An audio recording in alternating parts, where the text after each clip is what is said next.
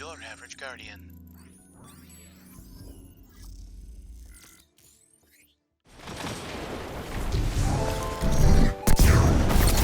Down, together, as one. I love it. One after another. Welcome back, everyone. Today we're going to be talking about the Herod C, a legendary 360 RPM stasis auto rifle that seeks to reinvigorate the high-impact tier of auto rifle. We're also trying something new in the form of some builds and fashion highlights, so if you think these are a good fit for these types of videos, or the opposite, please let me know. I do have some unfortunate news, however. If you're not a fan of high-impact autos, this one won't change your mind. It's good and very fun, but it's not that good. If that's the case with you, I'd like to thank you for clicking this video, and hopefully we can catch you next time.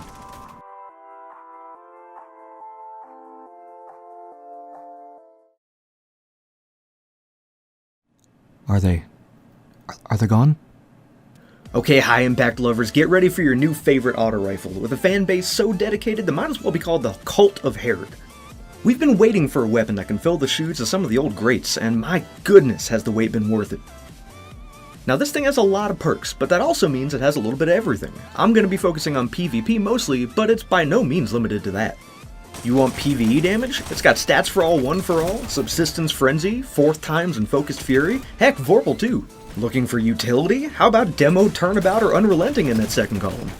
PvP is obviously covered too, with perpetual motion, D-sway, even sleeper pick like hipfire in the first column, and tap the trigger, moving target, and elemental capacitor or multi-kill clip in the second. Heck, ironically enough, the weakest mode for this weapon is probably Gambit, its source. I tried it and it did okay, but it's just not worth it in my opinion. I can't even say this thing is the most competitive overall, but with these rolls I can say it's the most competitive 360, and hot dang if it isn't a fresh way to play. I've got two builds to highlight how I like to play it, but you can build it however you want. Just head on over to Old Drifty with a Gambit Ingram and you can pick one up for yourself. Also, to give me a little bit of direction in the future, let me know if you want these builds to remain in the weapon reviews, or if you think they'd be more valuable as their own videos.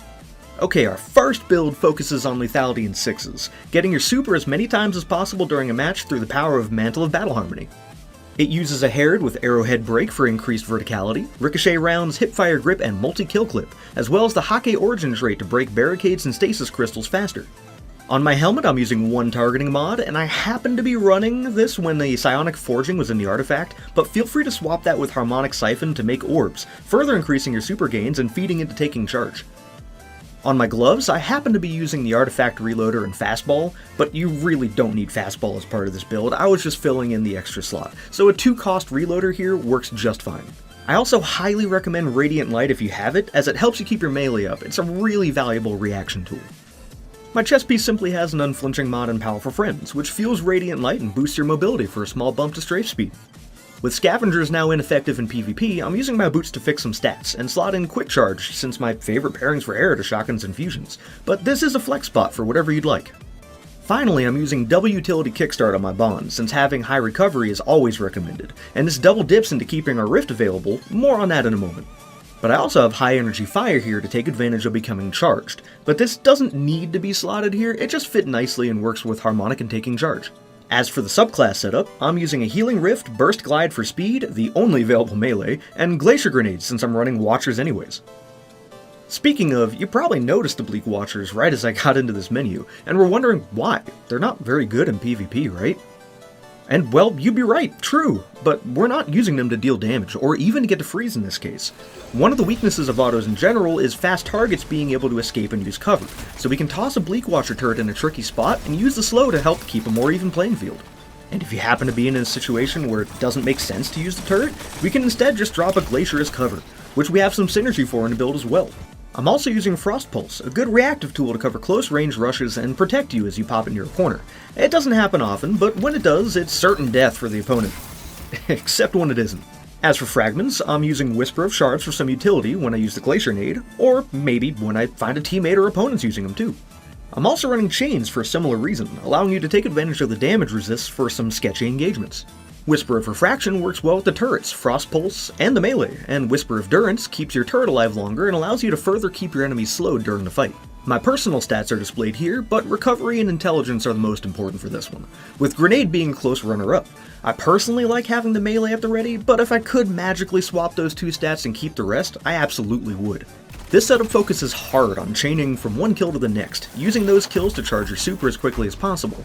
Considering stasis supers take a while to charge, getting as many as you can in a single match is generally considered a good thing. Not only that, but just one stack of multi-kill clip or the bonus damage from Mantle allows you to 5 crit enemy guardians, leading to some incredibly fun gameplay as you roam from gunfight to gunfight. I also landed on a pretty neat fashion setup, which I'm gonna simply name Battle Mage. I tried to make something that looked a little, decent amount of armor, while keeping the slightly magey aesthetic. I actually quite like it. Check out a few highlights of this setup before we roll into the next one, and try it out for yourself if it seems fun. Enemy has zone power. 2 for 1.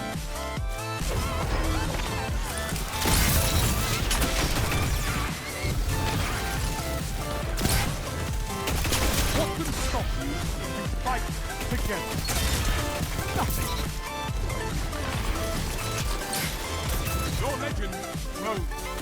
The second build uses the OSMIOMANCY gloves, and focuses more on the stasis utility of Headstone than the lethality of damage perks, and it is surprisingly effective in 3s. You're gonna notice a lot of similarities here, but there's some notable changes as well, such as my Herod now rocking hammer-forged rifling, high caliber rounds, perpetual motion, which gives me bonuses while in motion, and Headstone, which makes a stasis crystal after a headshot kill. Again, our other 2 weapons are free to change, but I recommend something that can clean up a frozen target quickly. The helmet's a pretty similar setup with Harmonic Siphon for a chance at orbs and taking charge to use them, as well as a targeting mod. The gloves themselves have a reloader and another perk that I really don't use often, Momentum Transfer. This gives some melee energy on grenade hits, and just fits perfectly with the exotic itself. My chest piece is using basic unflinching, and my boots are again a flex spot, but I really like Invigoration on them for when you happen to nab some of those orbs. On my Bond, I'm running a bomber setup to get some grenade energy back whenever I pop my rift, which should hopefully be as often as possible. As for the subclass setup, Cold Snap grenades are an absolute must for the purposes of the exotic, and due to the nature of our setup as a whole, Glacial Harvest fits in perfectly to take advantage of instant freezes. I'm also running Ice Flare bolts to chain freezes from one to the next, which is an insanely fun loop when it works. I'm using Whisperer shards to take advantage of the Headstone, Torment to feed my grenade energy since the nature of the weapon almost guarantees return fire, Conduction to attract the stasis crystals I make from Glacial Harvest, and Rhyme to either heal or gain overshields after. Here's my stats, but while I recommend high recovery and resilience, discipline should definitely be your priority over intellect, 100%. Learn from my mistakes, y'all.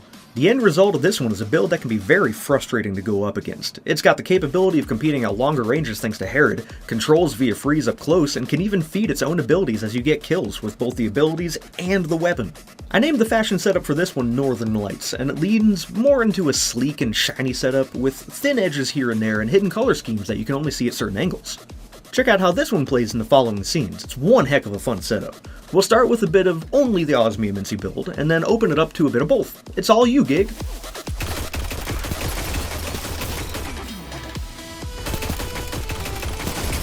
1 minute. Won't be long now.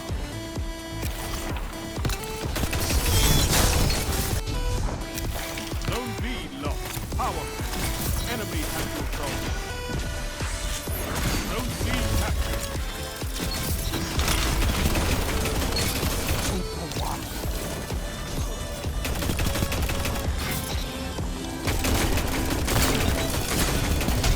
Only 5 minutes left.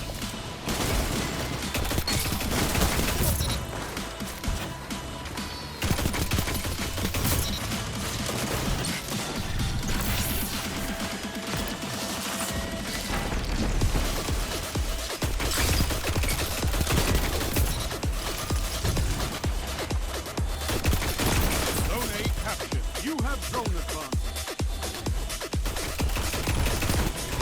What?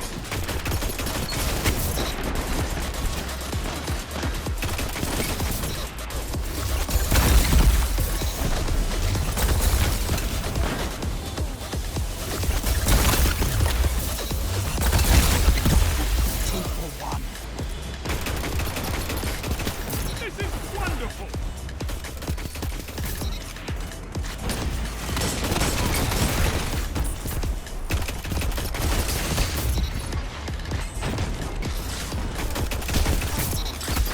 Zone C lost. Your enemy has a power play.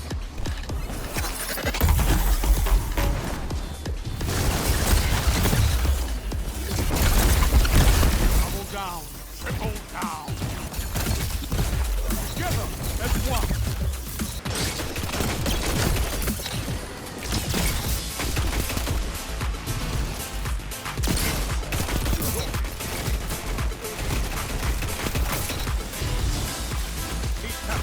You have advanced.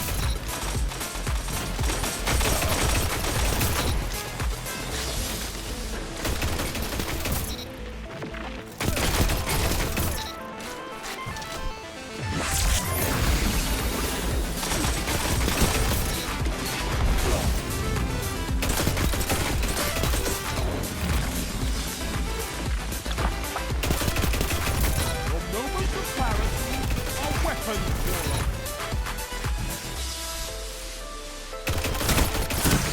Captured. You have advanced. Hold strong, and this battle is yours.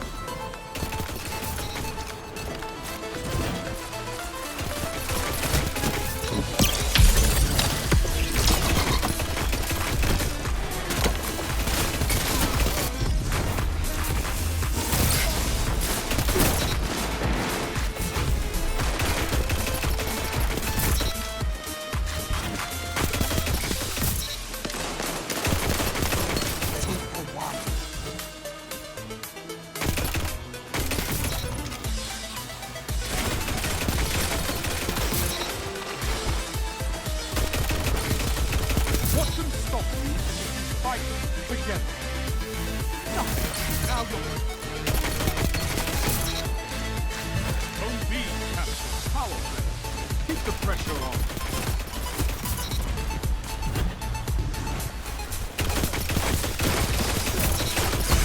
Double down.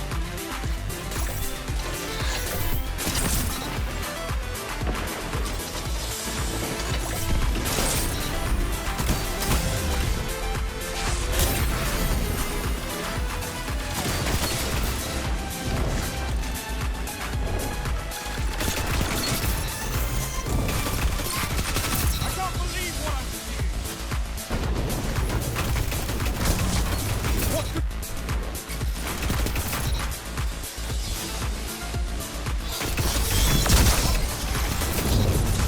Zone C captured. Zone advantage is yours.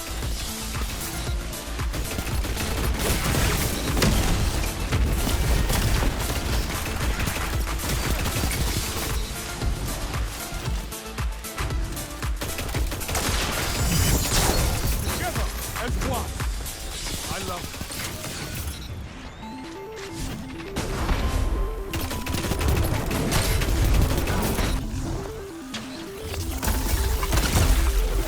Shut the enemy down.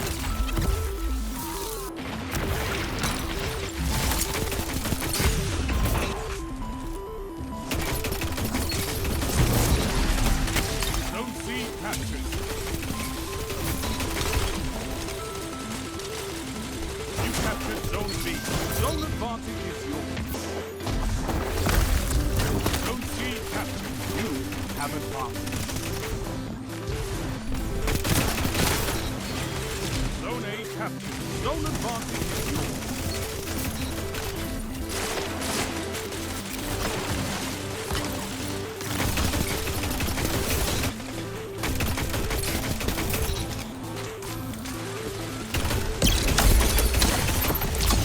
You made that look easy.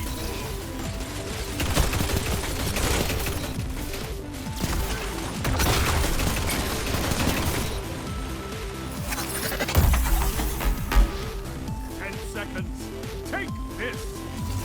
All in all, the Herod is not meta-defining, but very strong in PvP, okay in PvE, and unfortunately it just drops the ball in Gambit. And that's all we got for the review itself, but I'd like to take a quick moment to show off a bit of fashion from a member of our Discord. This one comes from user Zero, and I really enjoy the layered setup of cloths, and I'm one heck of a sucker for the white-red color scheme. I'd like to thank you all for your time, and we look forward to seeing you in the next one. Feel free to join us live at twitch.tv/YourAverageGuardian, and if you have any favorites that you'd like us to cover, feel free to sound off in the comments below. Don't forget to stay awesome, y'all. Peace!